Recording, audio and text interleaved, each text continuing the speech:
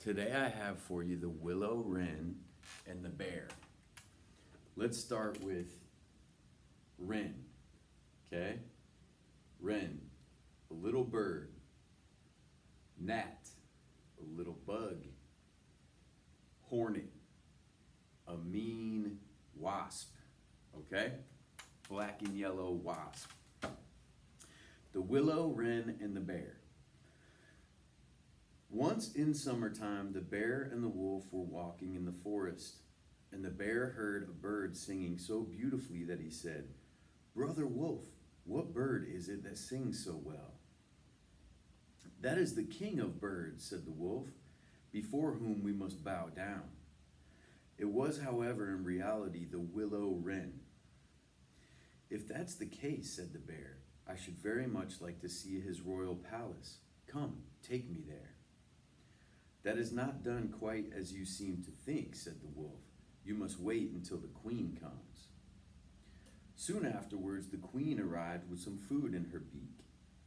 And the Lord King came too, and they began to feed their young ones. The bear would have liked to go at once, but the wolf held him back by the sleeve and said, "No, you must wait until the Lord and Lady Queen have gone away again."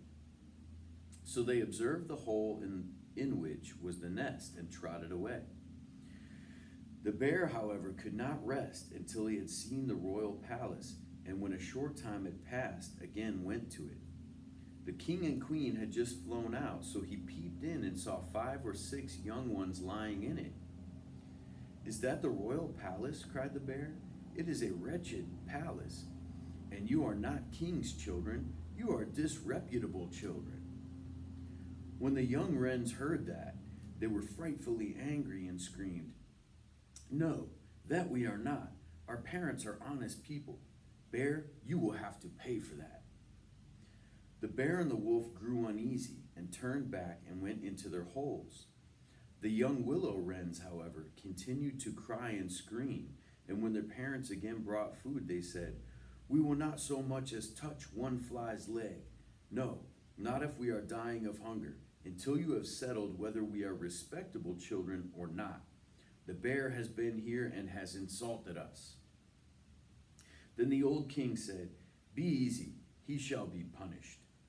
And he at once flew with the queen to the bear's cave and called in, "Old growler, why have you insulted my children? You shall suffer for it. We will punish you by a bloody war." Thus war was announced to the bear, and all 4-footed animals were summoned to take part in it. Oxen, donkeys, cows, deer, and every other animal the earth contained. And the willow wren summoned everything which flew in the air, not only birds, large and small, but midges and hornets, bees and flies had to come. When the time came for the war to begin, the willow wren sent out spies to discover who was the enemy's commander-in-chief. The gnat, who was the most crafty, flew into the forest where the enemy was assembled and hid herself beneath a leaf of the tree where the watchword was to be given. There stood the bear, and he called the fox before him and said, "Fox, you are the most cunning animal of all. You shall be general and lead us." "Good," said the fox, "but what signal shall we agree upon?" No one knew that, so the fox said, "I have a fine, long, bushy tail which almost looks like a plume of red feathers. When I lift my tail up quite high, all is going well, and you must charge. But if I let it hang down, run away as fast as you can." When the gnat had heard that, she flew away again and revealed everything, with the greatest minuteness, to the willow wren.